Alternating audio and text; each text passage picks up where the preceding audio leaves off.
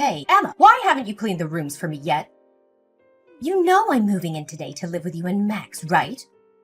Are you deliberately neglecting your duties to oppose me? Mom, what are you talking about? What do you mean by moving in with us? Why hasn't anyone told me about this? And how did you manage to get into my house? I'm certain I locked it before leaving. I've been texting Max since last week about moving in, so he gave me the spare key. You don't have to play dumb anymore. Also, why aren't you home right now? Where are you going? I'm sure you've gone out and squandered my son's money again, haven't you? Isn't that why you refused to move in with me? So you could freely spend my son's hard-earned money. Is that your plan? Mom, what on earth are you saying? Why does your voice sound so different from before? When I wasn't married to Max, you were always a kind and gentle mother. You never raised your voice at me during the 2 years I dated Max.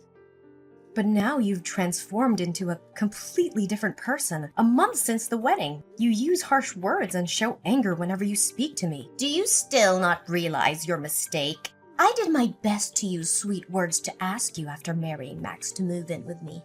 But in the end, you were determined to live on your own. You took my precious son away from me. And now you have the audacity to ask me to treat you kindly and gently?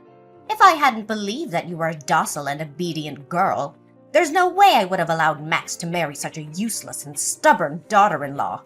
Mom, I've explained to you countless times that I can't move into your house after getting married because there isn't enough space. There are only 3 bedrooms in that house, but there are 7 people living there. You, Amanda, her husband, and her 3 young children, along with Max. Normally, Max sleeps with his 2 nephews, and you sleep with your youngest grandchild. If I were to join now, where would I sleep? On the living room sofa or what?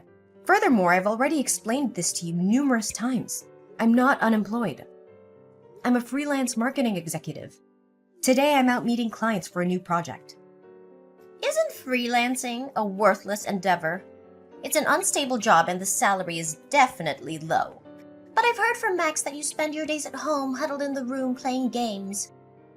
At this rate, you can only be considered a useless child. The only stable jobs out there require going to an office and wearing decent clothes. Scarlett, I've been working tirelessly on a marketing project for a new game, testing it to understand its appeal. The salary I earn is not inferior to Max's. It's even higher. You know very well that for the past 7 months, Amanda and her husband have been borrowing money from me, don't you? And isn't Amanda at home all day as well? Her husband is also unemployed. Are they not in a worse situation than me? How dare you compare my precious daughter and beloved son-in-law to you? Amanda is an incredibly talented singer, and she's passionate about being on stage. It's just that no showman has recognized her exceptional talent.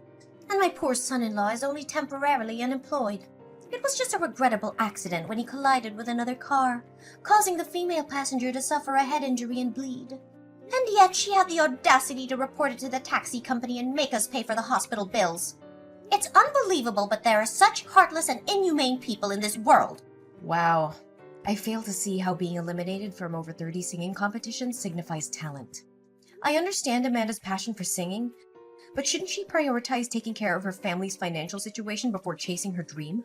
And about Albert, he should consider himself fortunate that the passenger didn't sue him for causing injury and driving under the influence. It's been 7 long months since he lost his job, and all he does is drown himself in alcohol day after day. So before you dare criticize my job, maybe you should figure out a way for your daughter and son-in-law to fend for themselves without constantly relying on my financial support. What? How dare you insult my daughter's family in such a manner? Who do you think you are? So, it turns out you're not as naive as you pretended to be. Now that you're married to my son, your true colors are finally showing. Foolish girl. Don't worry, I can easily persuade Max to divorce you in no time. I never intended to escalate things and make you unhappy, but it was you who initiated the insults towards me in my chosen profession, wasn't it? You really have no regard for respecting your elders, do you? Fine, let's forget about that. But what's wrong with living in a little house? It's a small sacrifice to keep our entire family close together. I bet deep down, Max actually desires to live here with me. But because of you and your stubborn insistence on living separately, he has no choice but to reside with you. Max and I have had countless discussions about this, and we agreed that after getting engaged and married, we would find a new house to build our life together. So why are you insinuating that I forced Max to leave your house and live with me?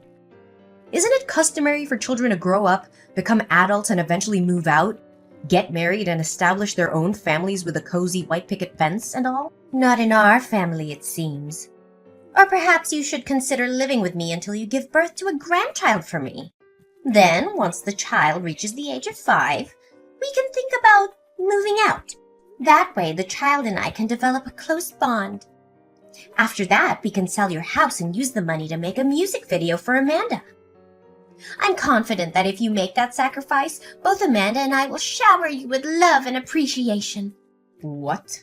You expect me to sell my house merely to fulfill Amanda's dream? Not everyone who grabs a microphone is destined to become a famous singer. That is an absurd proposition, and I absolutely refuse to sell my house for such an outrageous reason. I believe this conversation has become utterly meaningless. Ha! I knew it! You're nothing but a selfish woman who cares only about herself. Well, guess what? I have a backup plan, and it's going to turn your world upside down. Instead of you moving into my house, Amanda's family and I will move into yours. What? Are you out of your mind? No, I'm really quite serious. I paid a little visit to your precious house, and do you know what I found? 5 bedrooms. It's an absolute waste for just the 2 of you. Why on earth do you need so many rooms and such a grand house? And to top it off, you have the audacity to occupy the biggest room. I have plans for my future. I want to have 3 children, which means I need those extra bedrooms. And yes, I plan to hire a full-time nanny because I have a career to maintain. And how do you even know that my bedroom is the biggest? Did you invade my privacy and snoop around? Privacy? That's a luxury you don't deserve. This is my son's house, and as his mother, I can go wherever I please without needing your permission. Lazy is what you are. You haven't even had children yet, and you're already thinking of outsourcing their care? Unacceptable! With all those empty rooms, it only makes sense for my entire family to move in with you. I'll have 1 room. Amanda and her husband can have another. My 2 boys can share, and my little girl can have the last one. It's the most logical arrangement. And I suggest you give up the big bedroom to Amanda and her husband to settle for the smaller one on the 1st floor. Absolutely not. The bedroom on the 1st floor is the smallest because I designated it for the nanny. You have no right to barge into my house without consent and demand such absurd things. I won't allow it. Mom, listen carefully. Get out of my house right this instant, lock the door behind you, and throw the spare key back through the gap of the door. If you don't comply, I will take matters into my own hands. And trust me, you won't like the outcome. What? What are you even threatening me with? You're nothing but an arrogant, uncivilized woman. Don't you understand the dynamics of being a daughter-in-law? I will make sure Max knows about your insolence, and he won't let you get away with speaking to me like this. Mom, you're being completely unreasonable. Get out of my house right now. Once I'm finished with my client, I'll come over to your house and we'll settle this matter once and for all. It's too late for that. I've already sold my old house and my family has moved all our belongings here. There's no going back, and you won't be able to come up with any more excuses to reject us. What? That's impossible! You must leave my house or I'll call the police and report your trespassing. Call the police? Are you really going to call the police on your own mother-in-law and your own sister-in-law's family? Go ahead. Do it. Don't forget, my son is your husband and the rightful owner of this house. You're the one who should be leaving. You clearly have no idea who you're messing with. I will make sure to inform Max about your insolence, and he won't let you get away with it. Oh, by the way, the moving service has arrived. I have instructed them to move in and place your belongings in the smaller bedroom. The kids are already falling in love with this house. You better come back here early and cook lunch and dinner for us. Or I'll make sure Max knows about your insolence. He will beat you up, for sure. What? You can't do that. Get out of my house right this instant.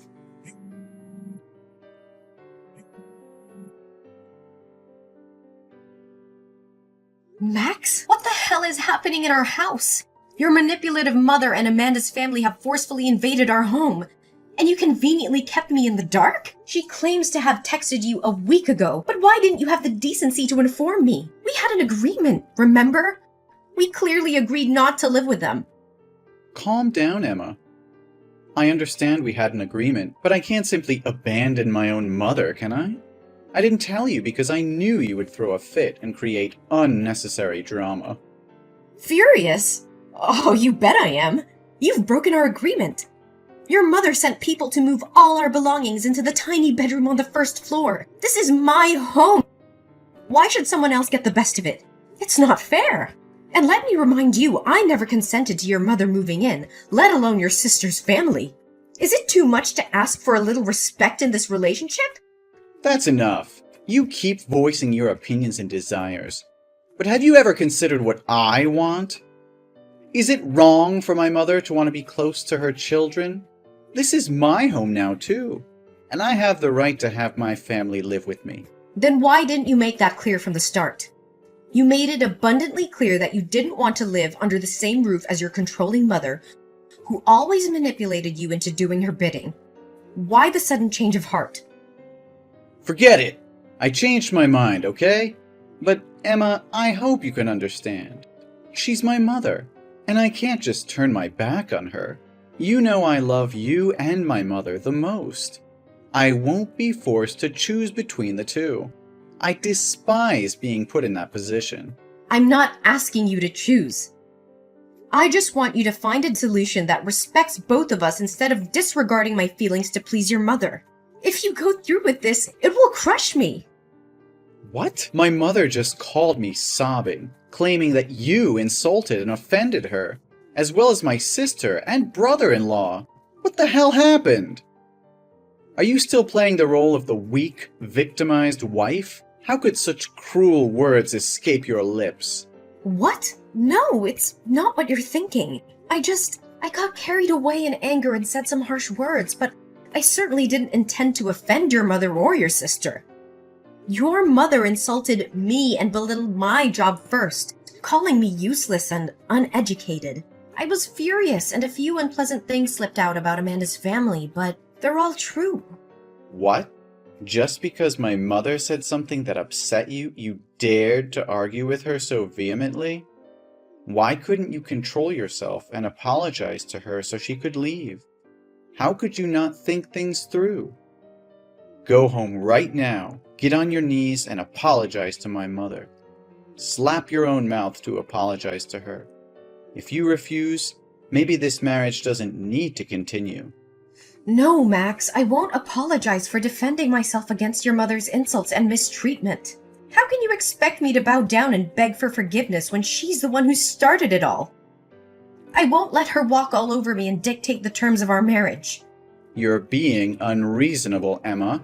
I can't believe you're standing up against my mother like this. She's my family, and you should respect her no matter what. I can't let you disrespect her and ruin our relationship with her. And what about my feelings, Max? What about the way your mother has treated me since the day we got married? She has never accepted me as part of this family. She belittles my accomplishments, insults my career, and undermines my role as your wife. How can you expect me just to tolerate that and bow down to her demands? This is tearing our family apart, Emma. Can't you see that? I love you, but I also love my mother. I don't want to choose between the two of you. We need to find a way to make peace and keep our family together. Peace? How can we find peace when your mother constantly disrespects me and crosses boundaries? I can't live like this, Max. I deserve to be treated with dignity and respect. If you can't stand up for me and protect our marriage, then maybe we really are better off apart. Emma, please, I beg you. I can't bear the thought of losing you. I just spoke without thinking. Don't take it seriously. People say hurtful things when they're angry. I promise to have a serious conversation with my mother and make her understand how important you are to me. I'll do everything in my power to ensure she treats you with the respect and dignity you deserve. Just give me a chance to fix this. But for now, Can we consider allowing my mom, Amanda, and her family to stay here temporarily? We can use that time to gradually reason with her and convince her to find another place to live. I know it's not ideal, but considering the heated exchange between you two, let's view this as a way for you to extend an olive branch and show your willingness to make amends, all right? Fine, Max. I'll give you a chance to fix things, but I want to make it clear that your family only stays here for a few days, and they have to leave before we go on the honeymoon next week. Not any longer. This is my home too, and I deserve to feel comfortable in it. I expect you to have a serious conversation with your mother and set boundaries regarding our living arrangements. I won't tolerate any disrespect or intrusion into our personal space. If things don't improve, I won't hesitate to take further action. Great. That's great. I promise we will work on resolving this as soon as possible. Mom, where is everyone? I've been calling and texting Max non-stop, but he's ignoring me. If we don't hurry to the airport, we'll miss our flight. Did you all just leave without me? Max isn't answering your calls because he's driving. We're already on our way to the airport. You were too low, so we couldn't wait around for you. We had to leave. What the hell? How could this happen? This is supposed to be my honeymoon with Max. You promised that if I allowed you and Amanda's family to come along, you would agree to leave my house when we got back. And now you're leaving me behind and turning it into a family vacation? Don't blame me. It's your own fault for being so slow. If you knew we had to go to the airport today, you should have gotten your lazy ass up early and been ready. But no, you had to oversleep and make everyone wait. Overslept? Are you kidding me? I woke up at 5 a.m. to prepare breakfast for all 9 of you without any help. And while I sat down to eat, you forced me to get up and make juice for you. By the time you all finished eating, no one bothered to wash the dishes. Instead, you all just lounged around the living room, watching TV, leaving me to clean up after your sorry asses. And then I had to rush to the bedroom to change clothes. I've been slaving away for all of you like this for days, and now you call me lazy? Stop making excuses. It's your duty to serve your husband's family. So quit your whining about cooking a few meals. Cooking meals? That's not all I do. I also wash your filthy clothes. I chauffeur Amanda's bratty kids to school every day because they refuse to take the school bus. And your son-in-law? He's a thief. He stole money from my wallet to buy booze and get wasted all day. He even vomited all over the floor, leaving me to clean up his disgusting mess. And as if that isn't enough, your son-in-law has tried to sexually harass me multiple times at night when I've gone downstairs for a drink. When I screamed and fought him off, all of you came back and had the nerve to blame me, saying I was causing a scene and that he was just drunk and confused me for Amanda. If it weren't for my faith in Max to handle things peacefully, I would have kicked all of you out a long time ago. You think so highly of yourself, don't you? You believe my son-in-law is attracted to you. You must have seduced him, you shameless wench. You think you have the right to treat us like this? My son bought that house. If anyone should be kicked out, it's you. You're nothing but a parasite. Just remember the airfare and the hotel were booked with my card. In plain terms, you're leeching off of this so-called parasite. It's ridiculous. If I'm really a parasite, then what kind of daughter and son-in-law are they? They borrow $10,000 from this so-called parasite every month. You pathetic excuse for a woman. How dare you keep harping on about those measly coins? You're nothing but a gold-digging daughter-in-law. And now you have the audacity to accuse my son Max of being weak? He's far stronger and better off without you. Save your breath, Scarlett. I've seen through your manipulative games and your son's spinelessness. This was meant to be our honeymoon, a special time for us, but you've turned it into a circus with your demands and entitlement. Well, I won't stand for it anymore. You insolent little witch! How dare you speak to me like that? I've tolerated your presence in this family for far too long. Maybe it's time I teach you a lesson you won't forget. You think you can intimidate me? Think again, Scarlett. I've had enough of your toxic behavior, your son's negligence, and this whole dysfunctional family. I won't be pushed around anymore. Oh, you think you're so clever, don't you? Well, let me tell you something, Emma. You're nothing without us. You're just a lowly maid who lucked into marrying my son. I'll make sure you regret crossing me. Is that so, Scarlet? Well, let me remind you who's really in control here. I hold all the cards now. Your precious family vacation? It's cancelled. I've cancelled the hotel reservations, and you can forget about me paying for anything. You can sleep on the streets for all I care. You heartless witch! How dare you do this to us? You think you can get away with it? Oh, I can and I will. From now on, this house is mine. And you and your toxic brood are no longer welcome here. Consider yourselves evicted. You'll pay for this, Emma! Mark my words! You think you've won, but you've only sealed your fate. You'll regret ever crossing paths with us. We'll see about that, Scarlet. This is the end of the line for us. Don't bother trying to contact me. I'm done with this nightmare. And I'll make sure your family is erased from my life forever. I think you should get used to the idea of sleeping on the streets because from now on, this house won't be your home anymore. Oh, and by the way, the moving service works incredibly fast. They've already removed all your junk and belongings from my house, restoring it to its original state. Feel free to stop by the dumpster in front of my house when you return from your trip to retrieve your things. Although I can't guarantee the garbage truck won't have taken them away. Oh, I almost forgot. Please pass along a message to Max. Bastard, we're through. What? What are you talking about? You can't just kick us out of the house. Even if you divorce Max, he'll still be entitled to half of the house. You can't claim it all for yourself. I will sue you.